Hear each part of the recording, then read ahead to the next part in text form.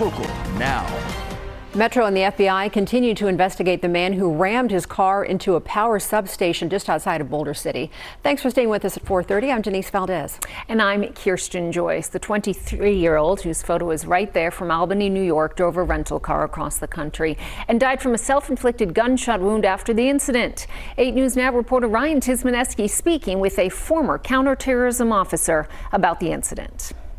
If he wasn't retired, Ashton Packe would be investigating this incident where police say 23-year-old Dawson Maloney rammed his car into a power substation, crashing into industrial wire spools. Police say he shot himself, and they found a shotgun and other guns in the car and more in his hotel room. From some of the things that I saw with him, some of the literature that they found in his room, it feels like it's a little bit of a neo-Nazi accelerationist ideology mindset. But of course, we won't know until the investigators have kind of delved into his past and gotten into his phones and his devices to find out what he was really thinking. Packe saying power substations are a formidable target. Shutting one down can threaten thousands of lives. Think about Las Vegas in the summer, turn the power off for a week.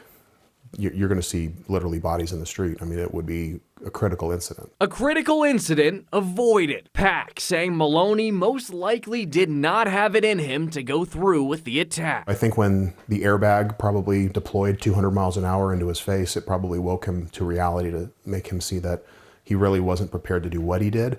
That's why we got so lucky. It's unfortunate that he decided to end his life, but it could have been so much worse. With many power substations in the valley secured by heavy walls and gates like this one, I asked Packe what the incident means for that Boulder City facility, which was surrounded by a chain link fence. A lot of people in that sector will wake up and kind of realize, oh, we might want to double check and kind of dust off the books and make sure everything's up to snuff. Police say there was no major damage caused by the attack and no interruptions to service. Ryan Tismaneski, 8 News Now.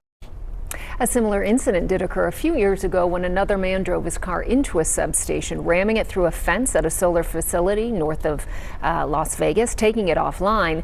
He later pleaded guilty but mentally ill to charges connected to that incident. Denise.